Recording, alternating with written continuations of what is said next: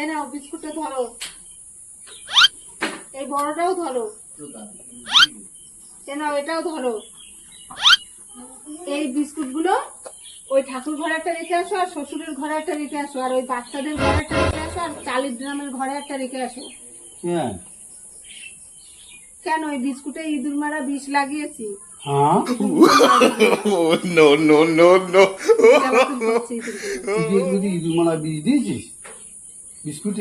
কেন খেয়ে নিয়েছো? কি ছুচো ছুচো রে, জীবনে কিছু খেয়ে থাকে না। হ্যাঁ